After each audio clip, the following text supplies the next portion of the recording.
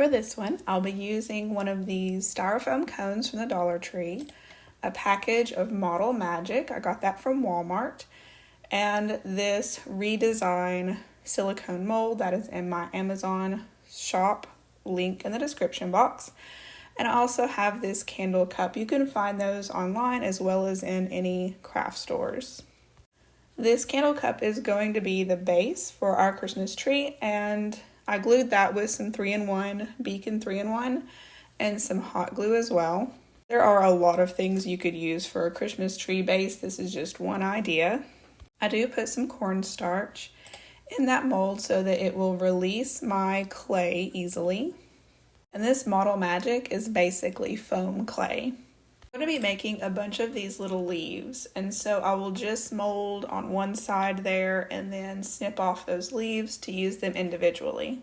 I used 3 different glues on this project. I started out with the Beacon 3-in-1 and then went to Aleene's Tacky Glue and finally landed on, they all 3 worked, but I finally landed on the Quick and Thick, the, what's the brand there? Titebond Quick and Thick multi-surface glue. I felt like it did the best for this project out of those 3. The quick aspect of the Quick and Thick glue was what really helped, because you don't want your leaves sliding as you're gluing all these on.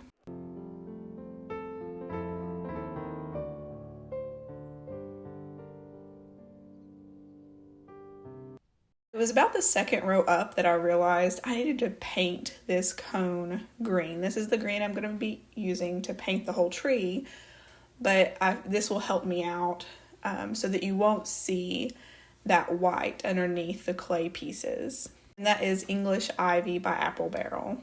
I had a feeling when I started this that it was kind of a big gamble to mold all of these leaves, because I had a feeling that as I got about halfway up the tree and this was right, I was going to start having issues because the spacing is going to get smaller and smaller, and if you're trying to do a brick pattern, you're going to start running out of room, and you won't be able to make that brick pattern. Your items need to get smaller. My leaves essentially would need to get smaller as I went up the tree. So when I got to about the halfway point, I started squeezing the leaves on the sides just a little bit to make them more narrow, and that was working out fine for a couple of rows. And then toward the top, at the last 2 or 3 rows, I just threw that out the window and just decided I can't have that perfect brick pattern, if that makes sense. So I just sort of threw that out the window, and it ended up looking fine. You cannot tell, your eye doesn't go to that when it was done. It ended up looking just fine doing it that way. Now, I thought I had a pretty good plan for the top of the tree. I just took my last row of my leaves and then I just sort of squished them together up top. I put an extra piece of styrofoam. If you're using a tree form, like a paper mache tree form, you won't have to worry about adding to the top of the cone there, but I did. And so I just sort of squished it together, and that was too messy of a look. If I was going for a snowy look, and I was painting this white, that would look fine up top, it being all kind of squished together, because it would look like snow. But I decided to take another row. I ran out. I used 1 package, and if I hadn't have messed up, I would have only needed 1 package. But I went with some air dry clay for the very top of the tree, and I cut the leaves at a point to sort of make mitered edges, mitered corners, so it's a cleaner fit together on the top. And that worked out well. I did take a little bit of water and smoothed out the super sharp edges, and I ended up liking that look. I should have stained the base before I got going on gluing all those leaves on, but I got ahead of myself. I did stain that with that Varathane stain that's in my Amazon shop, and then I painted the tree with the English Ivy green. And then once that paint dried, or mostly dried, I used this gold leaf rub and buff and just went over the details. And it's okay if I went little too heavy-handed on one of the leaves, and I had to go back and add some more green paint over it, and that worked out fine. It looked very pretty white, and there's several different looks you could go for. I'm just really loving this green, and I was loving it last year too. I think this might be my favorite, one of my favorite greens, top two for sure. But it definitely has a Victorian look to it. The picture and video just do not do this thing justice. It's very pretty in person and very, I guess I would hope most of my crafts look store-bought looking, but this one definitely looks like that. It kind of looks like it was carved out of wood or something.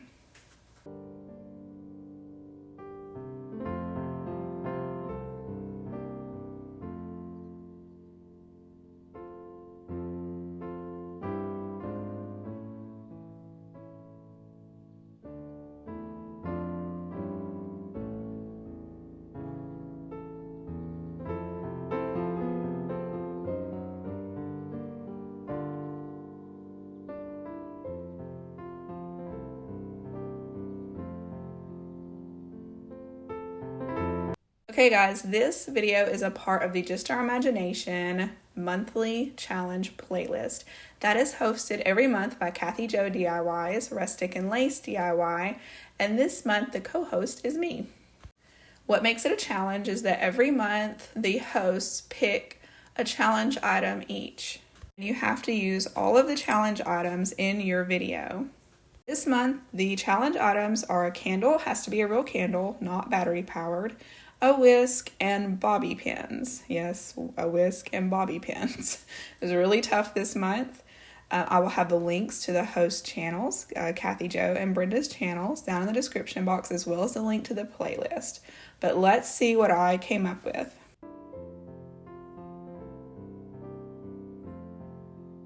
For this one, I used 90 bobby pins. I should have just bought the pack of 90 bobby pins for $2.12, the Walmart brand. It didn't really matter what color they were because I ended up painting them.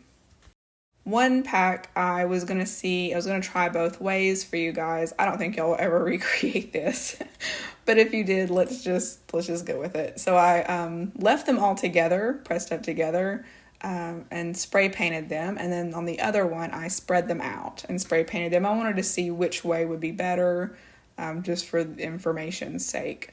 It didn't really matter what green was the base color, just green spray paint, and then I went over that just one coat of the English Ivy green. It ended up just fine leaving them as is and not spreading them out. That was time wasted. If you're gonna, if you were ever to recreate this, leaving them together, spray painting them, and then giving them one coat of acrylic paint. They came, doing it that way, they came apart just fine. The only slight difference would be there's better coverage. There was paint got on the sides of the bobby pins, on the ones that I spread out, but it didn't make a difference. To me, I didn't think it did on the final look of it. I had this little wood round. It was an ornament. I think you can buy packs of these at Hobby Lobby. But I needed that hole filled up. I'm going to be making another hole in the center of it. So I just filled that with some wood filler. I didn't even know if it was stainable wood filler. It didn't end up staining very nicely, but it was fine. I took my rotary tool and I just made a hole in the center of that.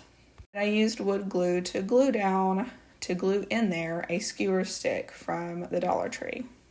I did sand off most of that wood filler. I didn't sand it enough apparently, because when I put my gel stain on there, there was a little area there where the stain didn't stick as good. Well, it stuck, but you just could see where the wood filler had been. Now, the bobby pins went on the skewer stick so tightly that it didn't feel like it needed glue. You could definitely use glue, but it was a very tight fit.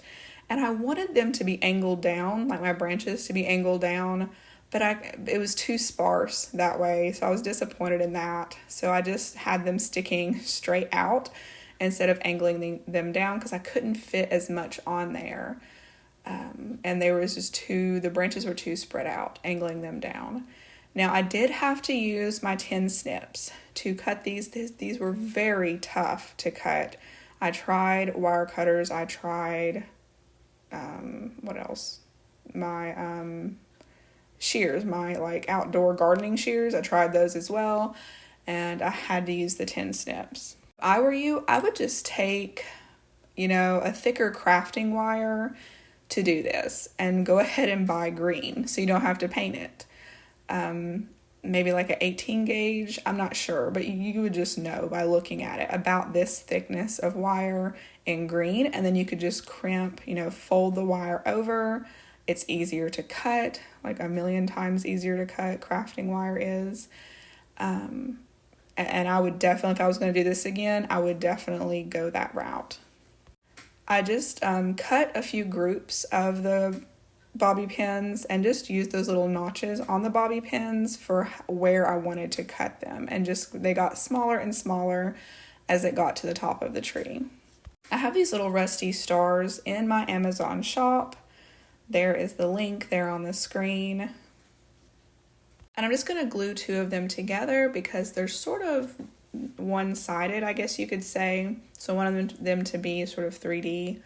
So I took some E6000 because it works well with metal, and just glued those together and clamped it until that glue set up.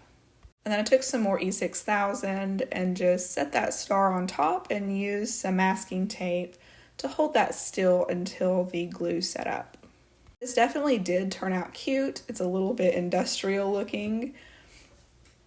I did paint that glue once that set up, green and a little bit of brown as well to just sort of mask that glue so it didn't stand out.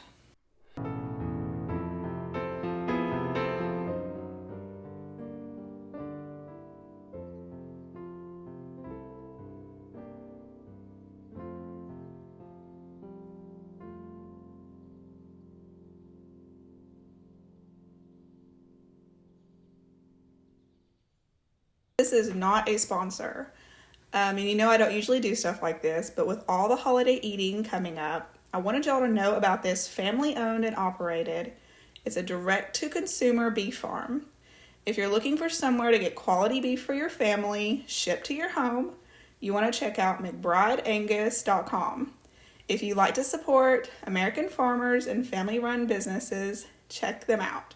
You will not meet a nicer family. I can personally attest to the quality of the meat, and again, this is not a sponsor, but it's McBrideAngus.com. They ship, or if you're local, you can stop by their store.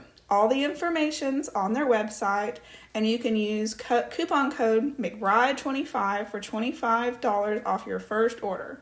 Okay, let's get back to crafting. Okay, I have all this like random red candles and waxes, and they've been sitting around a while. I haven't done anything with them, so it's nice to find a project to use them with. Most of them have a cinnamon smell, and so that worked out nicely for them to have similar smell. They're either like cinnamon, apple pie, or just unscented.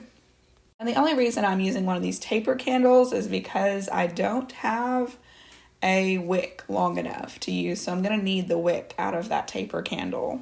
Just piled everything up in 3 of the jars, stuck them in my oven on the lowest setting, and it took over an hour. I didn't time it exactly. You just want to keep checking it till it's all good and melted. I have these 2 pieces of glassware from Dollar Tree. I got them in my store, it was in the crafting aisle, but it's just over with the glassware. Wipe them down with some alcohol to give my paint the best chance of sticking, and then I glued the 2 pieces together. I used E6000 for that. Once my candle wax was melted, I fished out that wick out of that one, and then I just used some hot glue and used a good bit of hot glue to secure that wick to the bottom. Unfortunately, I didn't have that little metal thing that it's attached to. That would have been ideal. I need to buy some basic candle making supplies, but I was just using what I had, and this worked out fine. I think I forgot to mention that I did put those jars on some parchment paper to protect my pan. So if you don't have an old pan, you might want to use the the parchment paper. Once that's set up, I went ahead and gave a few coats of black chalk paint just to the outside of this piece. I did see this project online. on Pinterest. It's been done and done again, but so you might have seen it or maybe you haven't, but I just really liked it and I wanted one. And so I wasn't going to make a craft and not bring you guys along. Once that paint dried, and you don't have to paint the inside at all because obviously it's clear glass. And so you'll be able to see the paint through that glass there. So you don't have to worry about painting the inside at all, just the outside. And then of course I decorated the hat a little bit with some greeneries and some berries from Dollar Tree and some gold ribbon.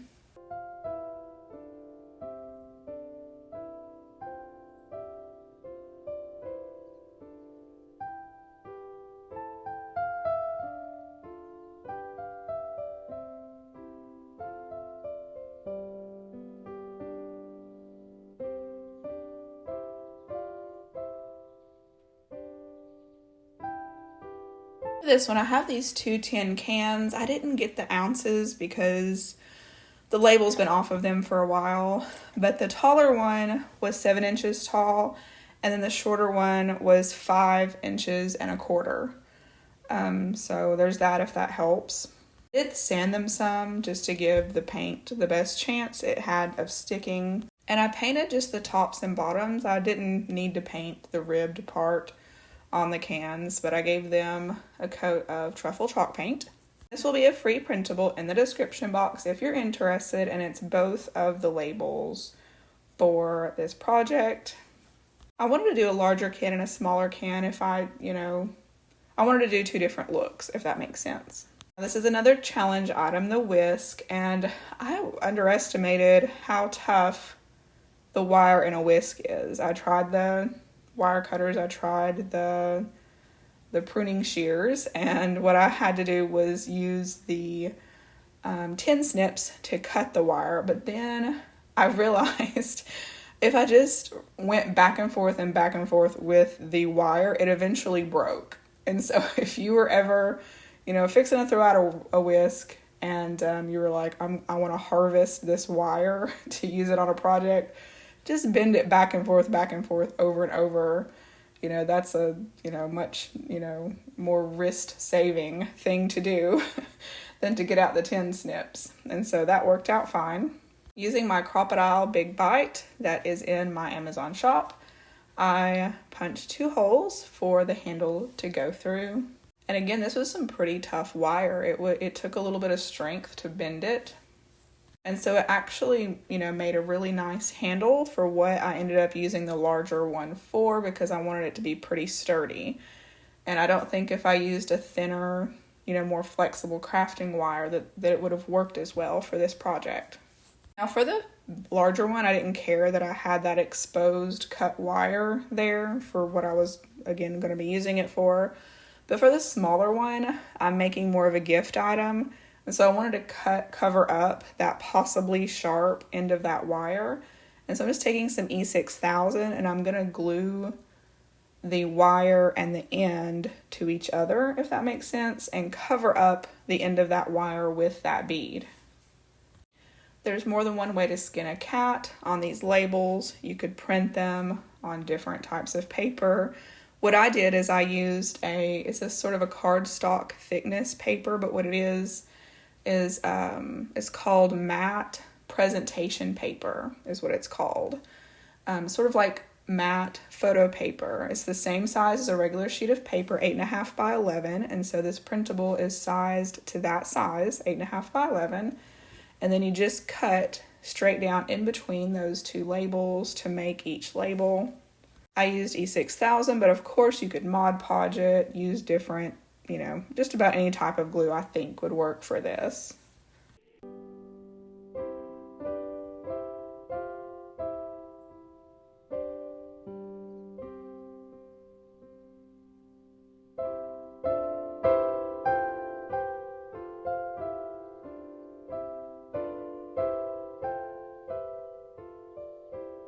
I did use rubber bands to secure that until that glue set up. And I also went over the handle of the smaller one and those beads with that truffle chalk paint, and I just left the handle on the larger one as is. I'm trying to give the smaller ones sort of a more polished look, and so I'm going to take this plastic trim from Dollar Tree and give it a coat of truffle. I'll be using that on that smaller can. For the larger one, I'm taking my coffee mixture here. It's from Dollar Tree, the coffee, and I think a cappuccino mix as well, just mixed in there, just sort of random random coffee products from the Dollar Tree sort of mixed together. And I'm just going to Mod Podge that onto all the exposed, all the outside of the label.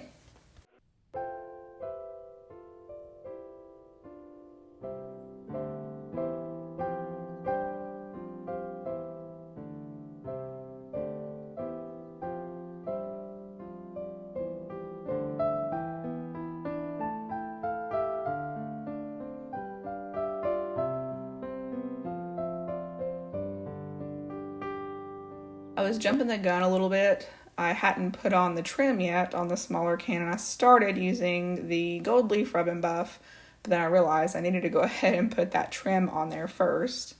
I cut each side of that trim in half, so each row of circles I cut in half, and then I used some Beacon 3-in-1 to glue that trim on just where, just on the outer perimeter of that label.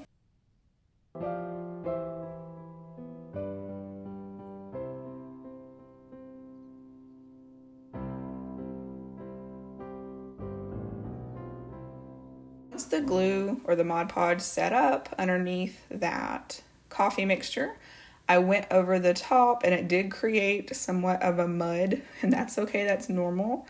But I just went over there and sealed in that coffee with the Mod Podge. Now for this smaller one, I put some chocolates in it to give as a gift, and I thought that these Hershey Kisses, they're flavored hot cocoa, I thought they looked close enough to Kohl lumps. You can buy the chocolate Kohl lumps at Dollar Tree every year, but that's not, I don't think it's very good chocolate, but you might like it, and that's fine, and that would definitely look cuter for sure than these. It would look closer to Kohl. You can actually find foil wrappers that are squares that are black on Amazon, I saw. And that if you could make your own treats and wrap them in that black foil and put them in there, and it would look like Kohl pieces, that would be very cute. And for the larger one, I have these fire starter sticks. I'm just going to stick those in there and put that by my fireplace. And that whisk wire is just very sturdy. There was no bending happening. You definitely could go ahead and seal in these labels. Just go over them with Mod Podge or a spray sealer, so that they're more cleanable and they won't, get stained.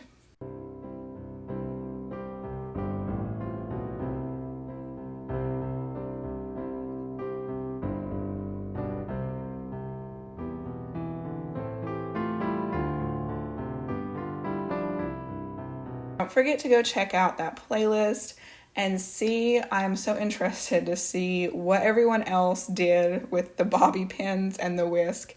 I feel like I sort of took the easy route on the candle and the whisk, just using the wire out of the whisk. Of course, I had big plans. I had crafts that I didn't get done, but I got these 4 done, and just barely. But those bobby pins were really tough to cut. And so I feel like it's to me, those were one of the more difficult challenge items that we've had so far of the months that I've participated in this challenge. But if you haven't subscribed to Kathy Jo DIYs or Rustic and Lace DIYs, what are you waiting for? You should go subscribe to them. I'm subscribed to them. I watch their videos.